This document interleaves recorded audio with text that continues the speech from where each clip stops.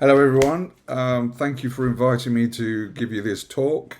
My good friend Oge from many years ago invited me to give this talk to you, which I hope you will find very useful to your futures. Um, I'm talking to you from Melbourne, Australia. I moved to Melbourne, Australia in 2011 for various reasons, which I'll talk about during the presentation. Um, I've been in this career for well over 30 years, not just including the time as a cardiac physiologist. I was involved in exercise testing before that, but you'll see that there's been a wonderful overlap in different parts of my life. So I'm an oddity in that I've covered every area of exercise physiology, exercise science, sports medicine, and cardiac physiology. Um, I'm probably going to talk quite quickly through this presentation because I want to try and keep it down to about half an hour. It probably won't be possible, but we'll give it a go. Um, don't try and take notes. I'm hoping that Oge will also provide you with the slides so you can read some of the smaller details. I also won't sugarcoat this. I will give you the truth. Lots of people will just give you the positive sides of a job, or career, but I will tell you everything that you need to know, and hopefully you can pick out from that something that is useful to you and run with it. I'm also not going to use this presentation to brag about what I've achieved. I've seen a few presentations like that, not good. So nothing in this presentation is me bragging, it's just telling you exactly how my life path, my career path went within cardiac physiology. Originally, I wasn't academic. Now, I was good at sports, but I wasn't academic. The two sports I was good at was rugby and athletics. I was playing for the under 16s Sussex county or state side, highlighted there in red. Um, I had a couple of injuries which put me out for part of a season, and I was so keen to get back that a friend rang me and said, "Look, we're short of a player this weekend. Are you available?" And I said, "Don't tell the coach, but yeah, I'll be there." And of course, during that game, a ruck collapsed on me and there was an accident, and I broke my neck. I broke my neck at the level of C6, C7, and I had temporary paralysis. Now, for many years, I kept it a secret, but I actually had a near death experience in that moment. I went down a tunnel, I saw a bright light. Being artistic, I did lots of sketches and drawings and paintings of it. But you couldn't tell anybody these things back then because they think you're a complete loopy. Um, but I did read some articles in a book by Dr. Michael Sabom, who just happened to be a cardiologist, and he'd looked at the memories of people he'd resuscitated in his ER, his emergency room. I won't go into the details of the study, but it's a very good study and it's a very good book to read. So I read that book and a number of other studies about near deaths as well. But there was a cardiologist that started making me wonder if cardiology was the place to be. I've got a lot to thank this Cloward, Dr. Ralph Cloward. He did and pioneered the Cloward procedure. So during the Pearl Harbor bombings, he ran out of nuts and bolts and screws and thought, my God, what can I do? I need to fix these broken backs and broken necks of these military people, the naval people, the sailors, and the soldiers.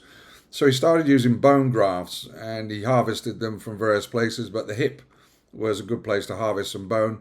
And I had the Cloward procedure, so they took out the intervertebral disc between C6 and C7 and used a piece of bone from my hip to join my head back onto my shoulders.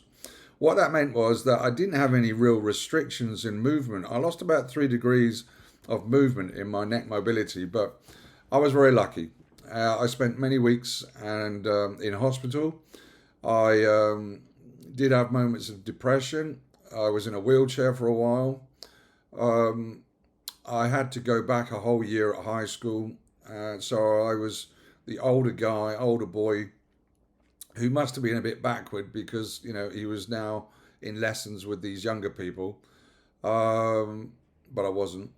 Um, and I also had a doctor that said to me that for my own benefit, I should stay in a wheelchair for the rest of my life and don't take part in any sports. Well, I wasn't going to listen to that old doctor, and I asked for a new doctor. And it was the new doctor that did the procedure, did the operation on me. He was an ex-rugby player. So I started from zero. I was wearing a collar for a long time. When I came out of hospital, I was pretty much a skeleton. I was skin and bones.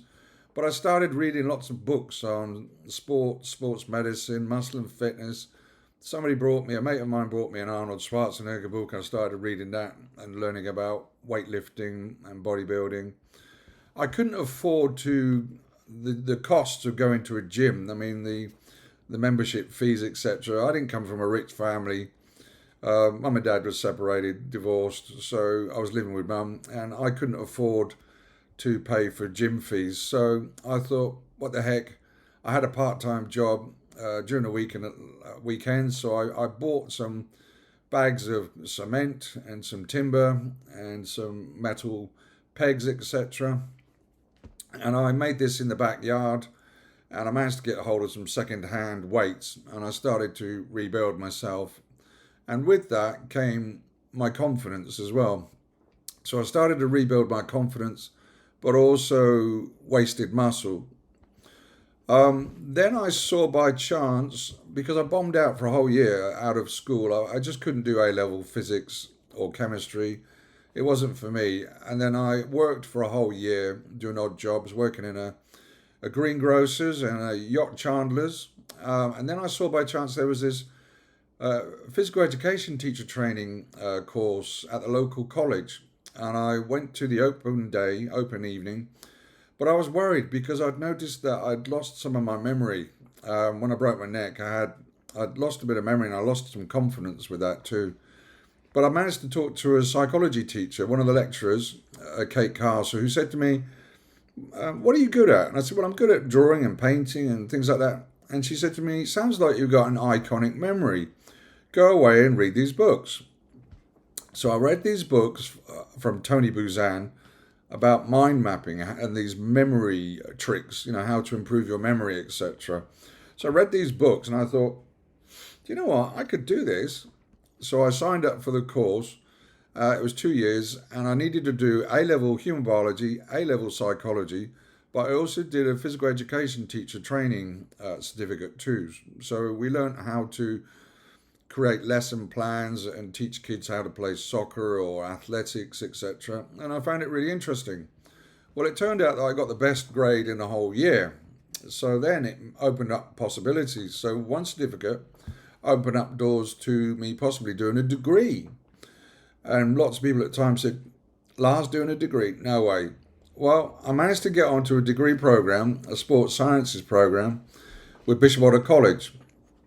Now, we started to learn the scientific principles behind exercise physiology and measuring elite athletes, triathletes, marathon runners, etc.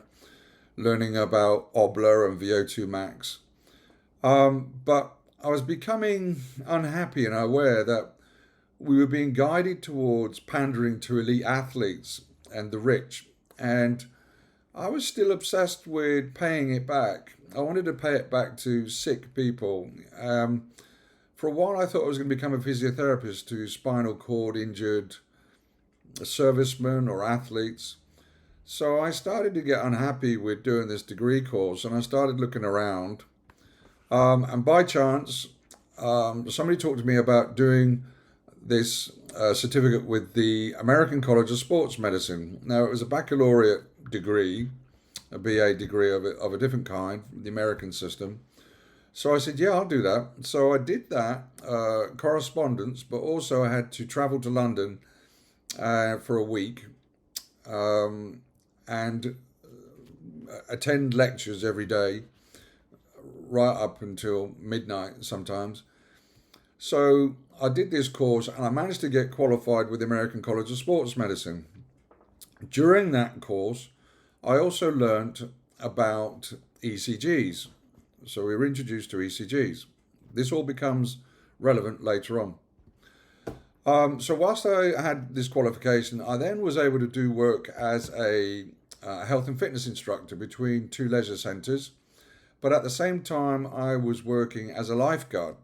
Now, the lifeguarding gave me first aid and emergency training. So CPR, we didn't do so much in the way of defibrillation. It was just mostly CPR and maintaining the patient until the paramedics got there.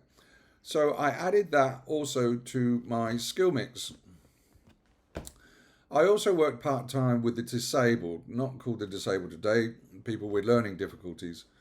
And I really enjoyed that work. And I felt like, I don't know, I was home. This is the kind of thing I wanted to do. I didn't want to pander to the elite athletes. I wanted to work more with disabled and handicapped people. And that's what I did for a number of years on a part-time basis. I used to take guys to leisure centres and set them up with football matches or tennis matches, but I also take the guys into the gym and give them a good workout in the gym. But it was all by appointment only, and I didn't have enough money to survive on. So then I started wondering whether I should work within the health service. And I saw by chance an advert for the National Health Service in England, this thing called a PMT, a physiological measurement technician, now called a cardiac physiologist. So I started as a mature student. This is my hometown here in Chichester. That's where I used to live. So then I moved on to Hastings, where I managed to get a job as a trainee. I was a mature trainee. I was lucky because it was during a recession, and I worked with a very small team. There were only about three of us at the time, but we were another guy came and joined the team. So there was four technicians looking for the whole of the catchment area of East Sussex, pretty much. Well, no, Hastings and Rother we were looking after. And whilst I was there, I had to attend a BTEC, that's a government certificate course in medical physics and physiological measurement. That was between 1994 and 1996. Again, I was using the mind maps, and again, I was getting good grades, so I was starting to enjoy learning. I got a certificate with the BTEC HNC, Higher National Certificate. Whilst I was there, now knowing that I had this PE experience, physical education teacher experience, and also I had the sports medicine under my belt, I was invited to give talks to the cardiac rehab at Hastings and Rother, which is what I did. And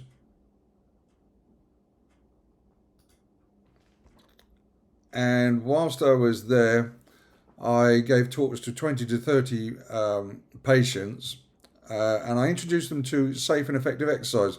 Now, the British Heart Foundation didn't have that as an option in their cardiac rehabilitation program setup, but I introduced this safe and effective exercise lecture, and I started to get visited by the British Heart Foundation nurses, and they said, "Oh, this is quite a good idea. Maybe we should incorporate it." So maybe they got that from me. So I enjoyed that work with the cardiac rehab girls. One day I was passing along the corridor, and I passed by two young doctors that were laughing and giggling like two little schoolgirls, and they said of this patient that they were a cardiac cripple. Now, remember, a doctor said that for my own good I should stay in a wheelchair, and I wasn't happy with that. So it played on my mind for a while, and I started thinking, what's the opposite to a cardiac cripple? And I thought, well, play on words, cardiac cripple becomes cardiac athlete, doesn't it? So I quickly set up this group, excuse me, and I called it Cardiac Athletes, and I got it trademarked. And I created a newsletter at first, along with the help of one of the cardiac athletes, the original one, Russ Besley. And we did this journal for a while, and we called it the Association of Cardiac Athletes. Sounds very grand and posh. I got rid of the association of later on. And I did this journal, and I started to get messages from local people, but I thought that's not good enough. This needs to go international. So I then asked about setting up a website. Well, the internet only came about really in England in 1999, probably. So I had this website created in and ready to go October the 12th, 2001. And as soon as I did that, I started getting messages from people all over the world. And I realized I needed to create a forum so that everybody could talk to each other face to face. And that's what I did. I was also, whilst there, now I want to make this point, try and volunteer for things, okay, because it leads to unusual but really wonderful experiences which no one can ever take away from you. And I was asked one day by my boss at Conquest Hospital Hastings, will someone volunteer to show this guy around? He's an artist and he's doing some art for the hospital. Don't know much about him, but maybe you could do it, Lars. And I said, yeah, all right, I'll volunteer. Now, Chris Jury wanted to create some hospital art, and what he did was he used some of my ultrasound scans in some of his artwork. And I mean, these artworks are huge, and they were on display in the hospital. What you can't see from the orange and brown overlays, the fingerprint, and also the spherical one, is that when you get up close, it's actually brown writing of a 24-hour shift on coronary care unit and also in the emergency department. It's all the notes that the doctors and nurses made during that night shift or during that shift. And it's tiny writing, but he's done it in a way that looks like a fingerprint or a mushroom over the top of my ultrasound images. So in the background, you can see my echo images, and his artwork sold all around the world. He became very famous as a land artist too, and those are some more of his pieces of art on this slide too. Then I volunteered to show two, what were they called? I think they were called cardiac technicians from America around the hospital, and introduce them to the cardiac rehab girls. They both had master's degrees, but what I learned about the American cardiac technicians back then was that they specialized. They were only allowed to do one thing. So these two ladies, they only ever did stress testing, treadmill and bicycle treadmill testing with ECGs, but also they were responsible for running the cardiac rehab program. They said to me, I think back then, that if you wanted to work as a cardiac physiologist in America, you must sit the online exams, and they're available. I don't know which website you go through, but if you want your green card, you've got to pass their exams to be an echocardiographer or whatever. And apparently it's there online. So then I was asked if I'd volunteer to show some guy around from Nigeria. His name was Oge, and this is Oge here sitting down doing no work again. In the bottom right behind this image of me is a photo of me doing all the work as usual. I'm just going to move this again.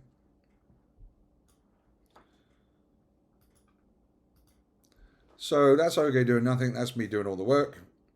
Now, we used to set up the room for drug lunches. That's not us sitting around shooting up, injecting drugs into ourselves, but the doctors used to have presentations from the pharmaceutical companies. So we used to turn the room around and set it up for the drug lunches, myself and Oge. And one of the perks of that was that the doctors would be brought sandwiches and cakes and books. So we sometimes got free books, me and Oge, but also we had free cakes and sandwiches. And like I said there, I asked Oge one day, Oge, what sort of cake do you want? And he said, only the best for Oge. So watch out, don't leave your cakes lying around when Oge's there. Now also, whilst I was at Conquest, I had the chance to do a postgraduate diploma in cardiology. Well, I did that, and I blasted it. And I used to go to very late evening classes, finishing at night. It was very difficult to stay awake during the day at work. Sometimes I did fall asleep when I was analysing tapes, I confess. But then also it meant that I could then go on to do the masters. Now, a couple of my seniors, I won't mention names, tried to stop me. But I had a letter from one of the cardiologists who saw my work and was happy with me. And he said, no, Lars, I'm going to let him do the master's degree as well. So I had to pay for some of that out of my own salary. And I went from the diploma to the master's. And I was glad that I did, because later on, when the government wanted to proof of accreditation, they also structured your pay scale and your grade depending on what degree you got. So I had the master's in the bag. Where I was working, the guys weren't allowing me to be promoted. There was no need for me, another chief within the department. So if I stayed at Hastings, I wasn't going to go any further. I was going to stay as a senior. And I thought I was worth more than that now. So I looked in the papers, and there was a job that became available at Southampton. And I thought, no, I'm going for it. And on the back of it was the promise that if I proved my worth, they would increase me to a chief cardiac physiologist. So I moved from one coastal hospital to another one. This is Portsmouth. And funny enough, whilst I was there, they were just about to start doing electrophysiology, cardiac electrophysiology. And they looked at me and they said, would you be interested? I said, oh, I'll volunteer. And they said, okay, that's great, because we need to send someone to the south of France. I said, oh, yeah, okay. And it's all expenses paid. You don't need to pay for anything. Hard decision. So we're going to send somebody to the south of France, and all expenses paid, but you must attend lectures every day during that week. I thought, I can do it. And that's what they did. So they sent me to CardioStim, and I attended lectures, learned all I could, and started to learn this new thing called electrophysiology, which I found interesting at the time. And I stayed in a hotel on this seafront, and in the evenings there were live bands in the streets. Restaurants were open until 2 o'clock in the morning. It was dreadful. So, not boasting, but yes, I have done everything in cardiology. On the left there, you can see my cardiac electrophysiology setup with the signals screens. We've got pacing, we've got echo, we've got life saving, more echo, more cath lab work, stress testing, and halters, and a pacemaker on this screen. So what I'm saying to you is become multi-skilled, okay? Because once you're multi-skilled, you're in demand. Also, somebody said to me, have you heard this thing, Cry? Would you like to work for Cry? I said, yeah, I'll volunteer. Notice there's a key point here, volunteer as many times as you can.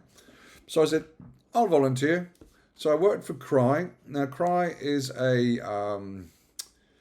charitable organisation. They work on donations from people. What they do is they have these, or they used to have these transformer trucks. With a press of a button, they used to expand out sideways, and it used to have like clinic rooms. There were 3 rooms and a reception area.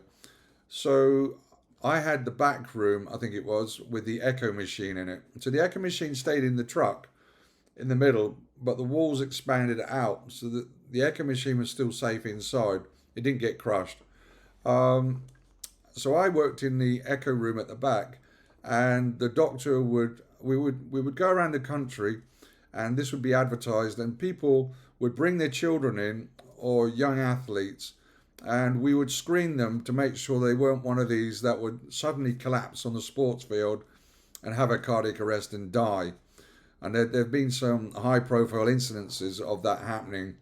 I think there was one that happened during a World Cup soccer match. During this time, I had an idea of a new design catheter. So I created this new aortic catheter. um, which would be very useful to the cardiologist in the theatre. I kept it quiet, and I developed it, and I tested it, and I submitted it for patent, and I was granted the patent. What I wasn't expecting was what happened next. Um, I was invited, I was visited by a lot of top CEOs from the catheter companies, the cardiology catheter companies, who were very, very interested in it. They took my designs and showed to their engineers. And then all of a sudden, a camera crew came in and they filmed me on camera because I was being entered into this national competition for this catheter design.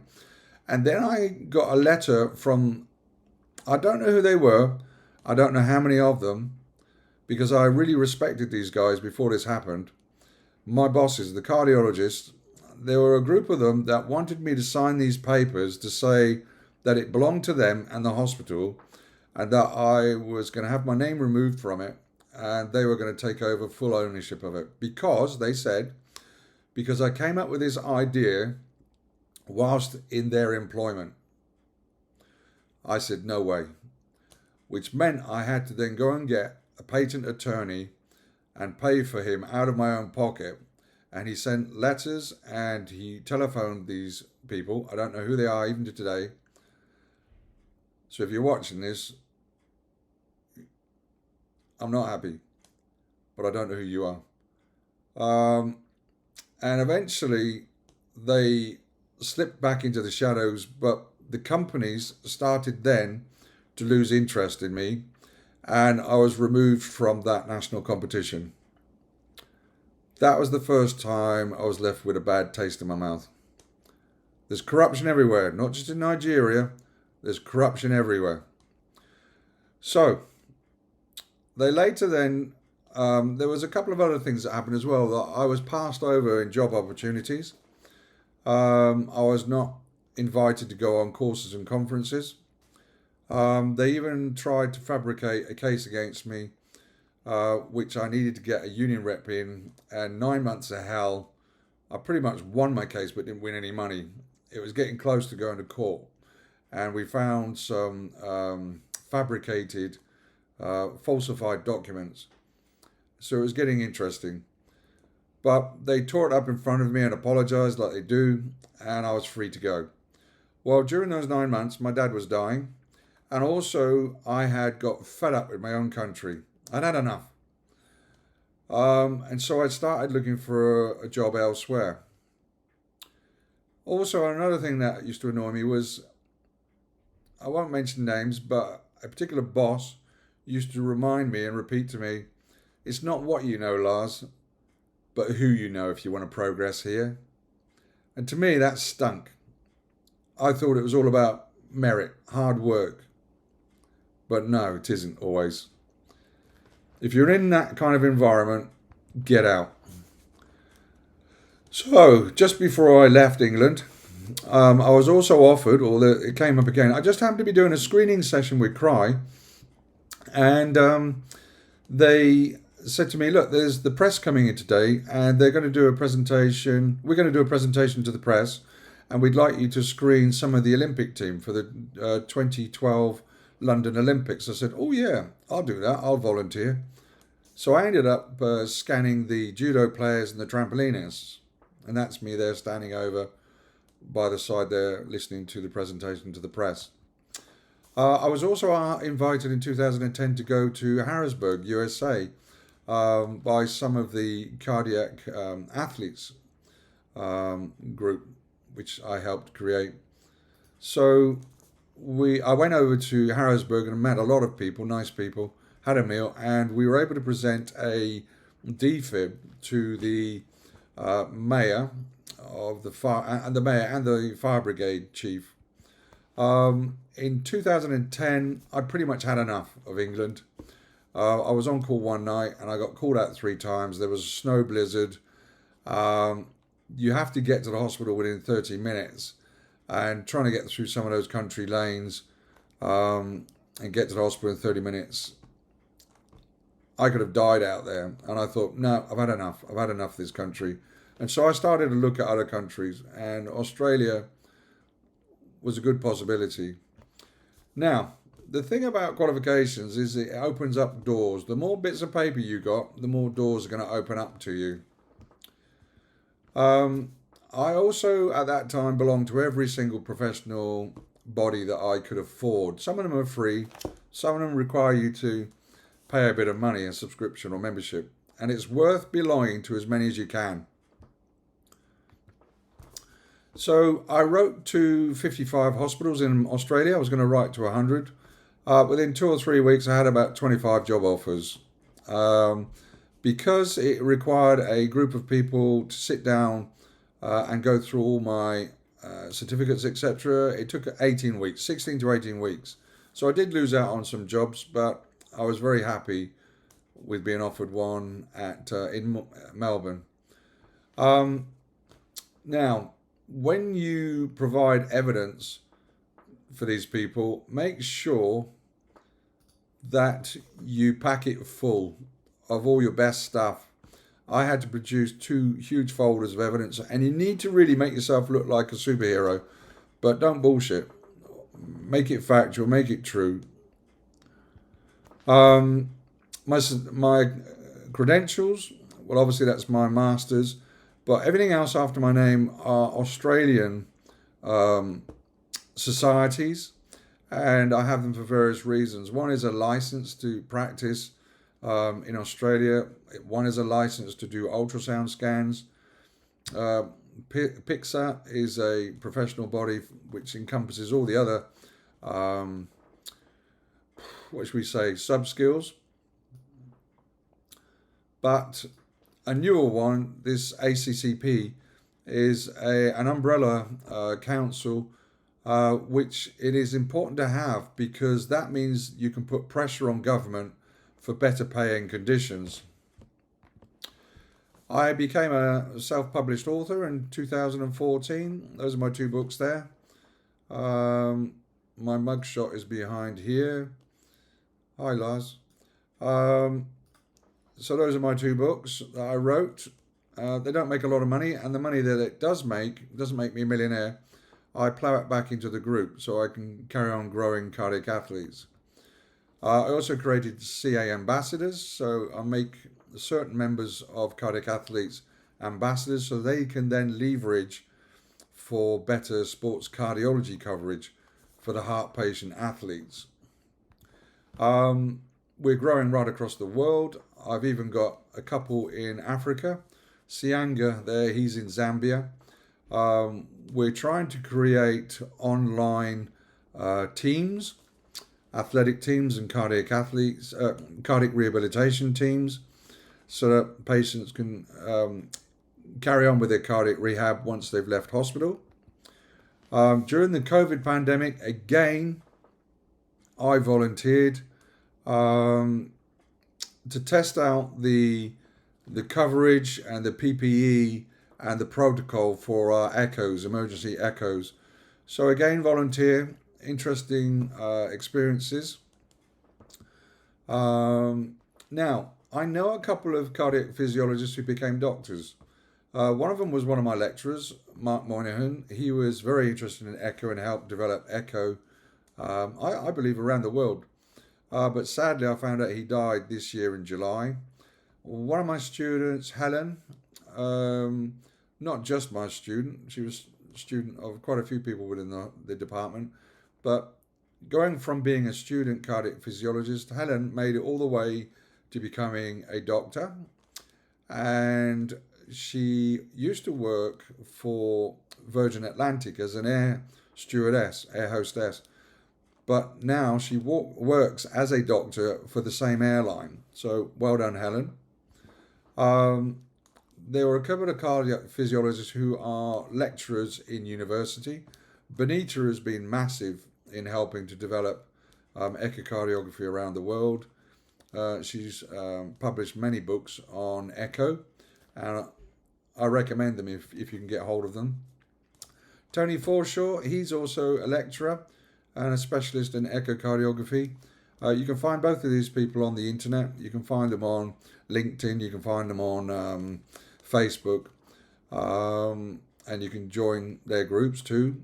They have educational lectures and podcasts, etc., that they put up, so worth doing. I know a cardiac physiologist who became a paramedic educator. At first, Sophie wanted to become a doctor, but then during her doctor training, I think she realized that she likes emergency medicine better. Um, it's funny how sometimes these things find you. You might be looking in the wrong direction, but sometimes you find you're a square peg and you don't fit into a round hole, and all of a sudden you find a square hole. So I think that's what happened to Sophie. She's now a paramedic educator, so she teaches the doctors, the nurses, the other paramedics. Well done, Sophie. I know a cardiac physiologist who set up her own business. Now, because of the waiting lists on the national, the public system, there are possibilities of you creating companies of your own and making a good lifestyle from it. Now, Kelly actually sold her company, but I couldn't find out for how much in 2014. But I have a feeling she did very well out of it. Um, I also know a cardiac physiologist who became very important over there. This guy called Oge. But just so you know, I taught this guy everything he knows, okay? Everything that's up there came from me. So this is Oge, and he became, would you believe it, a professor? Um, Now, just so you know, these are some of the salaries of working part time in the UK. So if you were able to get qualified enough to work in the UK, these are the salaries working for a locum company, that's a part time company, if you want part time work, and the hourly rates based on the different bands. You'll have to look that up on the internet. And I've done a comparison there with the Nigerian Naira. Um, there are a lot of locum companies both in England and in Australia. The details are there for you to read later. The beauty of working as a locum is that you can get exposure to different hospital cultures, and you can see whether the people are friendly or not friendly and whether you can work there. And maybe they'll make you an offer if they're happy with you. So sometimes it's an idea to get a bit of a what's called a busman's holiday and go on a working holiday if you have the relevant qualifications and work for these locum companies, okay? Because every hospital has a shortage of cardiac physiologists across the Western world. So you can get some exposure and experience of working in Western hospitals by contacting these agencies, okay? And you just need to look them up. In England, they've created what's called a highly specialist cardiac physiologist. So once you reach the top of your pay band, you can then specialize. And in England, very, very unusually, some of the cardiac physiologists have had extra training on how to implant some of the simpler pacemakers on their own, unsupervised, cutting and stitching, and doing all those things without having a cardiologist present. It's become that routine now that some of the more experienced cardiac physiologists have become highly specialist cardiac physiologists, and they do these procedures themselves. And also some do TOEs, transesophageal echoes. Other than those two things, I can't think of anything else. But yeah, definitely TOEs and pacemakers, highly specialist cardiac physiologists do in England. These are the Australian pay bands. A new one that was brought in, I think, when was that? 2021. So once you belong to a good umbrella society or a union, you can put pressure on government to make sure they keep increasing your pay and improving your conditions. Otherwise, governments are quite happy to just sit on your pay and not improve things when the cost of living goes up. Well, on the screen, up that way. I'm just going to have a quick sip.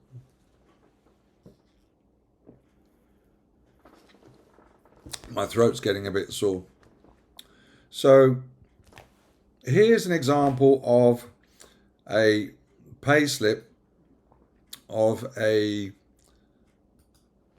grade 3 year 4 cardiac physiologist someone loaned me.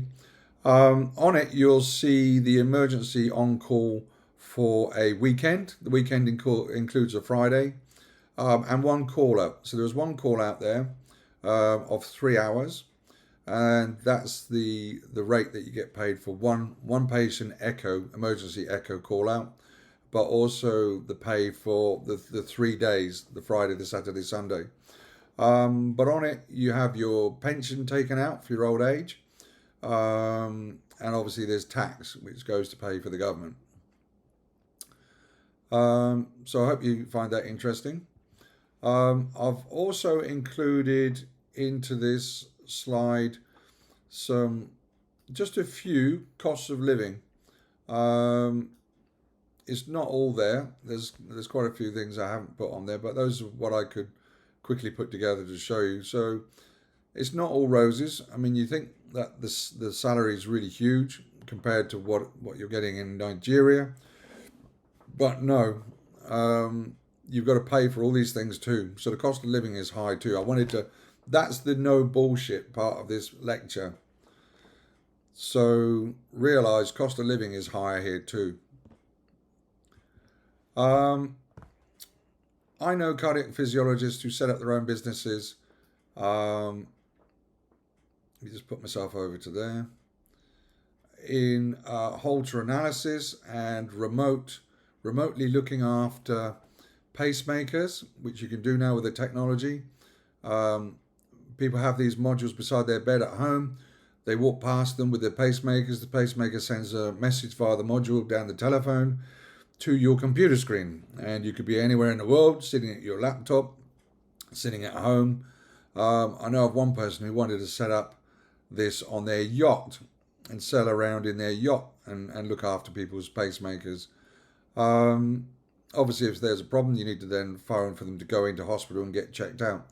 But I know of cardiac physiologists that set up their own companies to just look at people's Holter rhythms. I've known people to set up their own exercise screening companies for athletes. I'm keen to see a development of sports cardiology.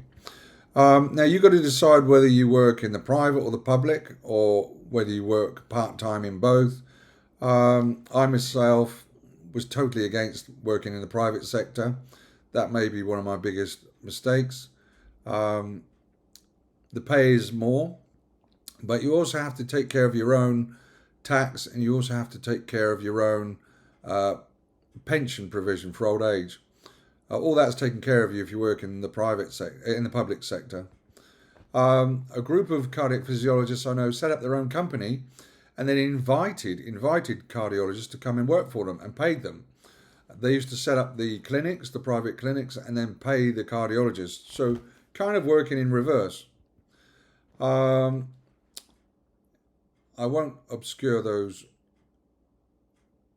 prices too much. I'll move this over to here. So this is an idea of the kind of things that you can charge for these various procedures in the UK. I'm not sure what year that was, but that will give you an idea of the kinds of costs for these tests. There's a game that's played in the National Health Service in England. There's not enough staff to begin with, and you're asked to rush and push yourself. Well, you just burn out. You can't go any faster. But some people deliberately, they don't rush around, knowing that the waiting times will go out, and the people waiting longest will then decide to go private, which means when they come in as a private patient, you can charge them more, okay, for the same test, because they don't want to wait. So there's a bit of a game going on in various countries of the world. So some of the technicians, the cardiac physiologists, play this game and make a bit of extra money.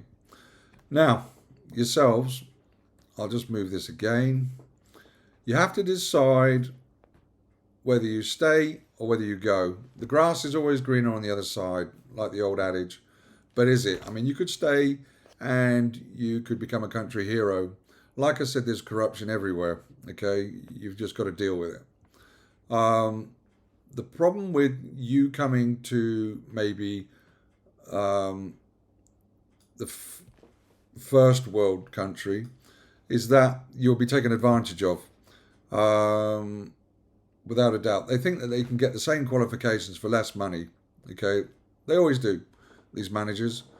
I spoke to one, and that was one of her big ideas on saving money. She said, "Well, we get some cheaper workers from Thailand or the Philippines."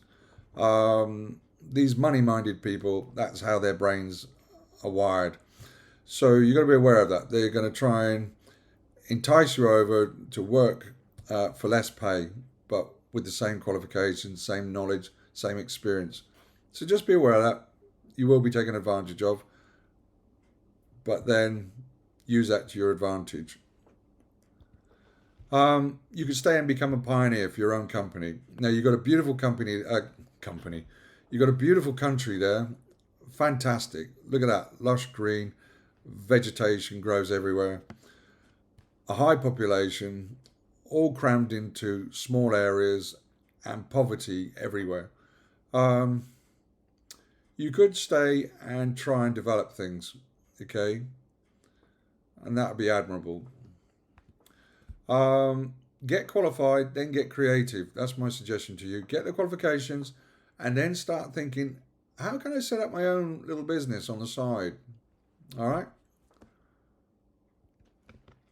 Now, in my own hospital, there is obsolete equipment. And this equipment is just collecting dust. Hospitals work on a 10-year cycle, and then they deem a lot of equipment as being obsolete. Doctors obviously go to courses and conferences all around the world, and they see the best equipment, and they want it for their patients, obviously, because it's their reputations. Which means there's a lot of obsolete equipment sitting idle in hospitals all around the world. And I think some of you should get together and create a company and start importing this stuff and then selling it on to the other people watching or there in this lecture. So you could set up a satellite company and be like the axle of a wheel and then sell out to the other people in this room. You can get second-hand echo machines on eBay, various prices, various conditions. Be aware that there's a new generation of handheld echo machines coming out. Maybe you can have a cooperative and put the money together and buy a handheld echo machine yourself. There are treadmills available on eBay, bicycles available on eBay. So you could work as a sales rep selling just ECG equipment, whether it be for treadmills or Holter or 12 lead or 24-hour Holter analysis. You could become an echo sales rep and travel around the world and give talks for your company at various courses and conferences. You could become a pacemaker sales rep. Now, a lot of these sales reps have perks in that they give you a salary, a company car, they have health insurance and pensions all worked out for you. You'll also attend world conferences, and there's other perks as well. You could become an electrophysiology sales rep, selling EP catheters, etc. You could become an angiovascular sales rep, selling stents and more catheters, and again giving lectures and presentations at courses and conferences. You could sell heart valves, artificial heart valves, and they're on the increase, artificial heart valves. Again, traveling the world and visiting various hospitals and courses and conferences. You could become a professional presenter at world conferences for your company. You can, present the latest research findings for your company. Be aware also that we're entering into a new world in that there are posts becoming available in the aerospace industry. Now, you could do this through one of the military entrances. You could work for the military, Air Force, and they have also physiologists. But you could also apply, if you're qualified enough, to some of the private space companies. And there's more and more of them growing. You don't know until you try. I was offered a place with the ESA many years ago, but I would have just been working in a lab. The European Space Agency now has quite a presence in space, but not back then. My only regret, like I said to you, was that I didn't probably work enough in the private sector and make more money there. At the moment, on my public pay, I could not afford to buy a house. I've got some savings and investments, and I'm hoping that will change things. But think carefully about that, because even though the Prime Minister might clap and applaud you as being a hero during COVID, they don't increase the pay. So my take-home words of wisdom are, or one of them I kept repeating to you, was to become a volunteer. Volunteer as many times as you can, because like it did for me, it opened up all kinds of crazy experiences. Keep out evidence and only trust your own shadow. If the working environment is toxic, don't stay, move. Find one that will accept you. Have a read of those tips later. So yes, there is this old adage of it's not what you know, but who you know. But it's also how much you know too. It's very important to keep that in balance. I think you should all work together. I think some of you should specialize, create companies of your own, stay in contact with each other, help each other out. Yes, get experience in the Western world, but then bring that knowledge back here and make your fortunes here. I think this is what you could do easier than trying to make your fortunes in the Western world, which is so tight and controlled, okay? This represents my life journey in cardiology, and I want you to seriously think about what your life journey will look like as a cardiac physiologist. And I want to thank you all for having the patience to listen to me, and I hope there's some useful information there. And good luck with your lives. And if I'm still alive and kicking, I'd like you to write to me, email me, and tell me how this lecture might have influenced and hopefully improved your life and your career as a cardiac physiologist. So this is me saying goodbye from Melbourne, Australia to Nigeria. And thanks, Oge, for giving me this opportunity. Thank you. Goodbye.